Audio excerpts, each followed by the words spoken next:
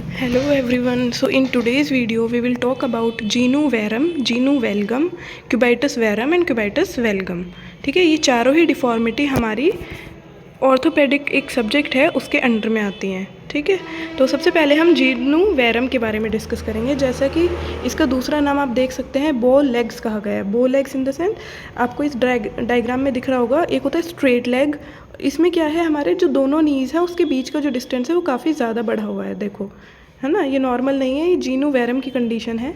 तो इसका क्या मतलब है, lateral bowing of the legs where knees stay apart when the ankles are together. जब दोनों एंकल टुगेदर हैं, ठीक है, इसमें क्या है, जब दोनों एंकल एक साथ हैं तो हमारे नीज जो हैं वो अपार्ट हैं, एक दूसरे से बहुत दूर हैं. तो ये कंडीशन होती है जीनु वैरम, जिसका दूसरा नाम है बो लेग्स. इसके कॉजेज़ क्या हैं, क्या कारण होते हैं? Physiological in infants and toddlers, resolves by age 2 to 3. ठीक है, बाय बर्थ भी हो सकता है. ठीक है, बच्चों में देखा जाता है ज़्यादातर. या रिकेट्स होती है कंडीशन बच्चों में, जो किस कारण होती है, विटामिन डी की डेफिशिएंसी के कारण. या ब्लाउंस डिजीज़ या bone dysplasias, post traumatic growth disturbances.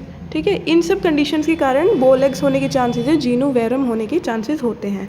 Clinical features की बात करें, साइन एंड सिम्टम्स की बात करें, तो बोइंग ऑफ लेग्स, जैसे आपने देखा कि दोनों नीज़ एक दूसरे से दूर हैं, मतलब बो लेग हो रहे हैं.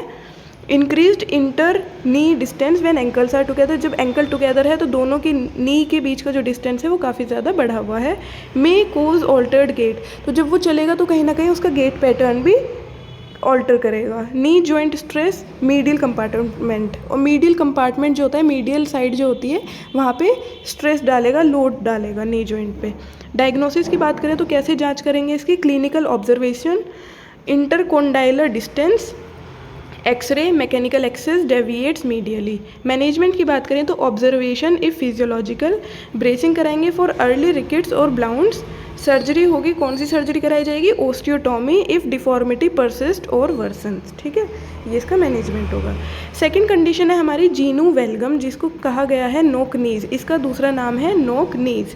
इसमें क्या होता है, जीनु वैरम में हो रहा था, दोनों नीज के बीच का डिस्टेंस बढ़ रहा था, लेकिन जीनु वेलगम में दोनों नीज आपस में बिल्कुल क्लोज हैं, जैसा कि आप इस डायग्राम में देख सकते हैं.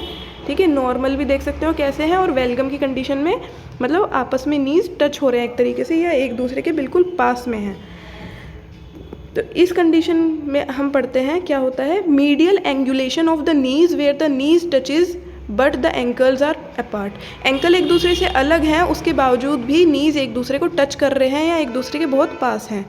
कोजेज किस कारण होता है? Normal variant in children 3 to 7 years, rickets की कंडीशन में, ओबेसिटी की कंडीशन में, मतलब ओवरवेट की कंडीशन में, ट्रॉमा, कोई चोट वगैरह लग गई हो उस कंडीशन में, genetic bone disorders, genetic condition भी हो सकती है. क्लिनिकल फीचर्स की बात करें, साइन एंड सिम्टम्स की बात करें तो increased distance between ankles when knees are together.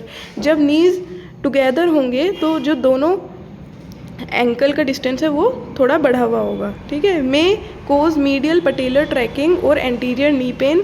Anterior knee pain होने के चांसेस हो सकते हैं. ऑल्टर्ड गेट मैकेनिक्स, ठीक है, गेट भी डिस्टर्ब होगा. डायग्नोसिस की बात करें तो इंटरमेल्युलर डिस्टेंस, दोनों मेल्युलर के बीच का डिस्टेंस मेजर करेंगे कि कितना आ रहा है. Clinical angle measurement, angle check करेंगे, उसी के थ्रू हम इसको डायग्नोस कर लेंगे. एक्सरे करा सकते हैं मैकेनिकल एक्सेस चेक करने के लिए कि कितना डेविएट कर रही है लेटरली.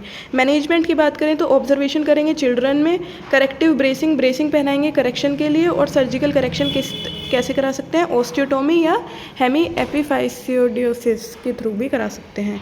तीसरी कंडीशन है क्यूबाइटस वैरम, जिसको गन स्टॉक डिफॉर्मिटी भी कहा जाता है, कि उसमें जो हमारा हैंड होता है वो गन जैसी शेप में हो जाता है. जैसे आप इस कंडीशन में देख सकते हो कि एक नॉर्मल हैंड कैसा है, और क्यूबाइटस वैरम की कंडीशन गन स्टॉक डिफॉर्मिटी में कैसा हो जाता है. तो इसमें पढ़ते हैं medial deviation of the forearm relative to the arm when extended. जब आर्म का एक्सटेंशन होगा तो मीडियल डेविएशन होगा फोर आर्म का. ठीक है, फोर आर्म का मीडियल डेविएशन होगा, और जब एक्सटेंशन होगा तो कैरिंग एंगल जो होगा वो क्या होगा, डिक्रीज हो जाएगा या रिवर्स हो जाएगा। कॉजेज़ की बात करें तो malunion after supracondylar humerus fracture most common है, ग्रोथ प्लेट इंजरी के कारण भी हो सकता है। क्लिनिकल फीचर की बात करें तो मीडियल फोर आर्म एंगुलेशन, मतलब साइन एंड सिम्टम्स क्या दिखेंगे कि फोर आर्म का जो एंगुलेशन है वो मीडियल साइड हो रहा होगा।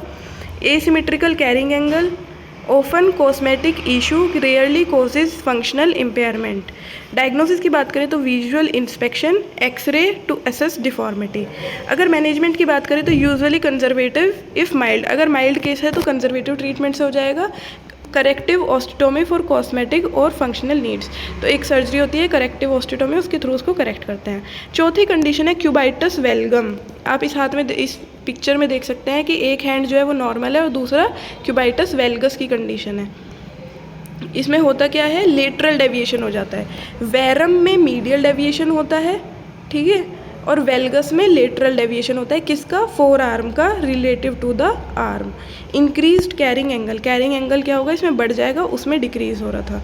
कॉजेज़ की बात करें तो कंजेनाइटल बाय बर्थ हो सकता है, टर्नर सिंड्रोम के कारण हो सकता है, लेटरल कोंडाइल फ्रैक्चर के बाद जो माल यूनियन मतलब प्रॉपर फ्रैक्चर अच्छे से जुड़ा नहीं है तो उसके कारण भी हो सकता है, ग्रोथ डिस्टर्बेंस, ठीक है। क्लिनिकल फीचर्स की बात करें तो प्रोमिनेंट कैरिंग एंगल जो होगा मोस्ट प्रोमिनेंट होगा, may lead to ulnar nerve palsy paralysis होने के चांसेस होंगे, कॉस्मेटिक कंसर्न। डायग्नोसिस की बात करें तो clinical examination, x-ray of elbow joint. और मैनेजमेंट की बात करें तो कंजर्वेटिव इफ़ एसिम्प्टोमेटिक, अगर सिम्टम्स कुछ नहीं आ रहे तो कंजर्वेटिव, और नहीं तो सर्जिकल करेक्शन कराया जाएगा, ठीक है। अगर नर्व वगैरह भी इन्वॉल्व हैं और सिम्टम्स एग्रीवेट हो रहे हैं तो आप उसकी सर्जरी भी होती है। तो ये थी हमारी 4 condition, genu varum, genu valgum, cubitus varum and cubitus valgum. ये चारों ही कंडीशन, 2 कंडीशन हमारी लेग्स की हैं और 2 कंडीशन हमारी आर्म की है। जीनू वेरम और जीनू वेलगम हमारी लेग्स की कंडीशन है, नीज़ की कंडीशन है बेसिकली, और क्यूबाइटस वेरम और वेलगम हमारी एल्बो या हैंड या आर्म की कंडीशन मान सकते हो, आर्म की कंडीशन है। जो वेरम होता है उसमें मीडियल डेविएशन होता है और वेलगम में लेटरल डेविएशन हो जाता है फोर आर्म का, ठीक है। तो आप अगर इसको अच्छे से ध्यान से पढ़ेंगे नोट्स को तो आपको समझ आ जाएगा कि क्या क्या कंडीशन होती हैं ये। किसी का इसके बाद भी कोई डाउट हो, क्वेरी हो, कमेंट सेक्शन में पूछ सकता है।